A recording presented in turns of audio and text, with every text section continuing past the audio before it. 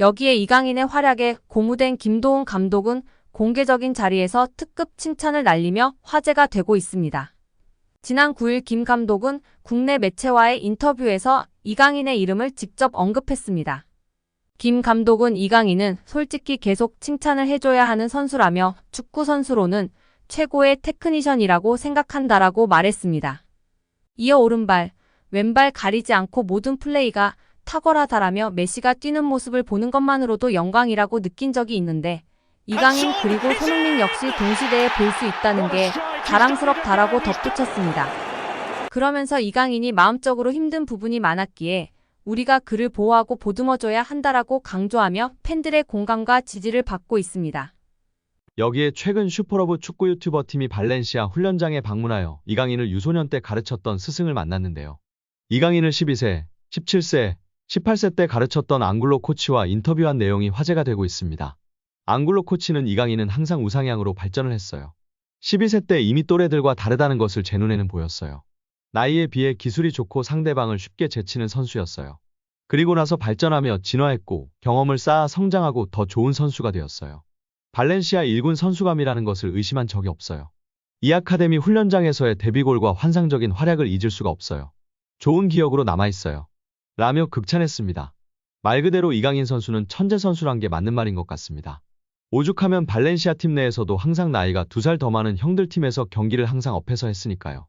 거기다가 그것도 모자라서 전체 팀에서 유럽팀에서 스카웃하려고 난리법석을 떨었을 뿐 아니라 스페인 국대에서조차 외국인 선수를 영입하려고 국적이민을 시켜려고 했겠습니까? 말 그대로 스페인 축구를 씹어먹은 선수입니다.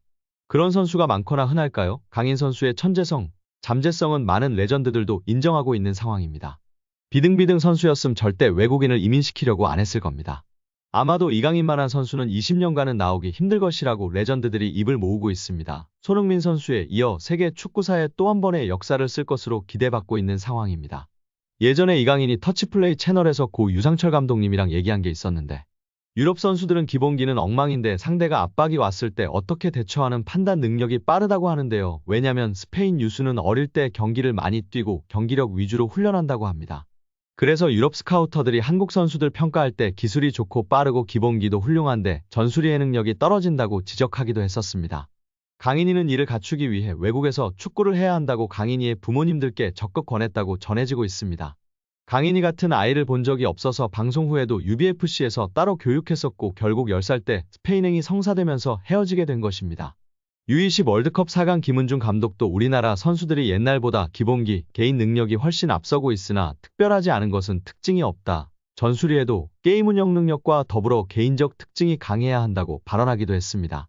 이강인 선수는 스페인에서 게임 운영 능력, 전술이해도 등이 탁월했고 탈압박과 드리블이라는 개인 능력까지 좋아 앞으로가 더욱 기대되는 상황입니다.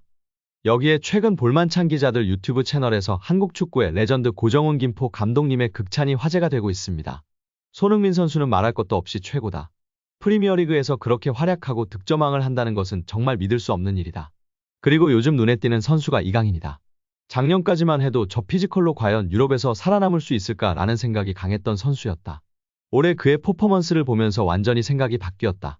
정말 최고다. 기술이 최고인 것은 물론 눈빛이 다르다. 악발이 근성이 있다. 기질이, 승부욕이 장난이 아니다. 저런 모습을 특히 배우라고 선수들에게도 이야기하고 있다. 기술이 최고인 것뿐 아니라 악발이 근성으로 뛰는 모습이 있기 때문에 어린 시절부터 그런 모습이 보였었다. 그러니 살아남는 것이고 최고가 되는 것이다. 앞으로도 더 좋은 모습을 보여줄 이강인 선수이다. 라며 극찬했습니다. 옆에 있던 축구 전문 기자들도 레알과의 경기에서도 주눅들지 않고 자신의 퍼포먼스를 보여주고 라모스에게도 강하게 태클하는 등 승부욕과 감독님이 말한 근성, 기질이 보였던 것이 정말 대단한 것 같다. 레전드분들이 다들 이강인을 언급하고 극찬하고 있다며 동조하였습니다. PSG의 동료들도 인정했습니다. 이강인의 시야와 정확도는 PSG에서도 정상급이라는 극찬을 들으며 화제입니다. 프랑스 베팅업체 파리온스 스포츠는 유튜브 채널에 2개의 쇼츠 영상을 올렸습니다. PSG의 미드필더 비티냐와 공격수인 브래들리 바르콜라가 각 부문별로 PSG에서 뛰어난 선수를 뽑는 것이었습니다. 두 선수는 오른발을 잘 쓰는 선수, 신체 능력이 뛰어난 선수, 시야가 좋은 선수 등 10가지 문항에 답했습니다. 이강인은 두 선수의 선택을 받았습니다.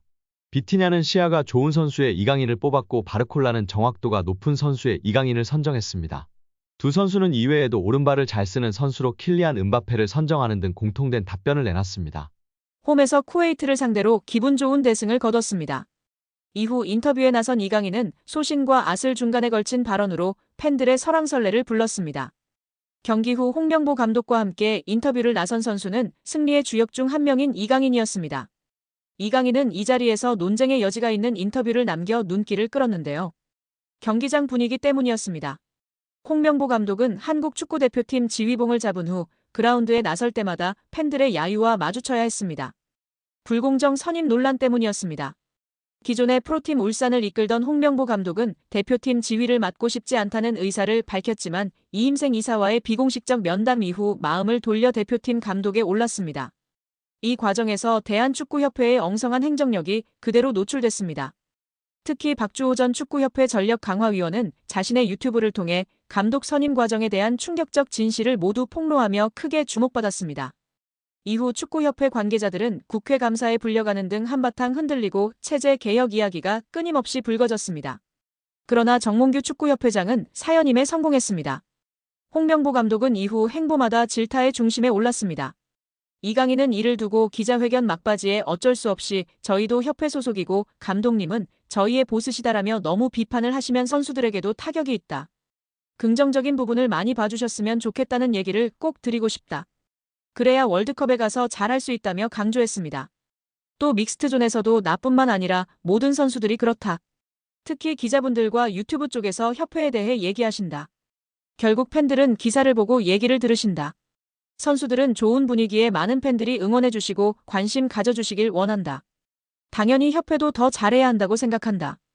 선수들도 알고 있으며 협회에 그렇게 말하고 있다. 비판은 할 수 있지만 과도한 비판은 좋지 않다고 말했습니다. 이 발언이 전해지는 즉시 축구팬들 사이에서는 논쟁이 오갔는데요. 일각에서는 선수 입장에서는 어쩔 수 없다 이강인을 총알바지로 내세우고 축구협회는 또 숨어서 입장 전달만 하고 있다는 옹호 발언과 좀 더 투명한 축구협회를 원했는데 어떻게 마냥 옹호만 할 수 있느냐 이번 발언은 괜히 한 것 같다 자기 소신을 걸고 말한 박주호 선배를 바보로 만들었다는 질타가 이어졌습니다. 또한 어쩔 수 없이 라고 말한 게 가장 큰 것 같다. 어쩔 수 없이 보스라는 것이다. 결국 여러분들이 우리 보스를 협회를 혼쭐 내달라는 뉘앙스 같다. 그렇지 않다면 우리는 어쩔 수 없이 따라야 하는 수동적인 존재라는 것을 이야기하는 것 같다는 의견도 있었습니다. 이와 별개로 현장 분위기가 지나치게 감독을 보이콧하는 분위기로 흘러 선수단에도 영향이 갈 수 있다는 의견이 뒤따랐습니다. 별개로 축구협회의 감독 선임 이후 해명 및 수습 과정을 살펴보면 리스크가 큰 발언임에는 틀림없는데요. 홍명보 감독을 선임할 당시 축구협회는 전강위 1차 회의에서부터 국내 감독들의 플레이, 스타일, 축구 철학 등을 너무도 잘 알기 때문에 국내 감독들의 자료는 크게 확인하지 않았다라며 한 외인 감독은 장문의 분석 자료를 제시하며 홍 감독의 면담이 특혜라고 주장했는데 물론 자료를 잘 준비하면 그 감독과 에이전트가 의욕, 성의가 있다고 볼 수 있지만 그게 대표팀 감독으로의 능력과 경쟁력이 있다는 근거는 아닐 것이라고 답변한 바 있습니다. 설상가상으로 축구협회는 한 나라의 대표팀을 이끄는 감독 후보군 모두에게 똑같은 질문을 요구하는 면담을 적용하는 것이 최선은 아니다라는 해명을 내놓기도 했습니다. 한 나라의 대표팀을 이끄는 감독을 뽑는 과정은 그 어떤 절차보다도 공평하고 모두에게 똑같고 일관적이어야 합니다.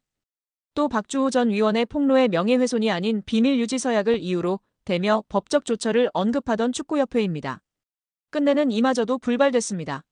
문체부의 감사 이야기가 돌자 서둘러 해명문을 들고 왔지만 대중을 이해시키는데도 실패했습니다. 그럼에도 정몽규 협회장 체제는 이어지고 있으며 뚜렷하게 바뀐 부분은 현재로서는 없습니다. 해오던 사람이 계속해서 자리를 지키며 현상을 유지하고 있습니다. 협회 소속 선수 입장으로는 말맞다나 어쩔 수 없는 부분이나 외부 언론, 여론까지 이를 이해하고 넘어가기는 어려운 상황이라는 점을 좌시하지 말아야 할 것 같은데요. 우리 구독자 여러분들의 생각은 어떠신가요?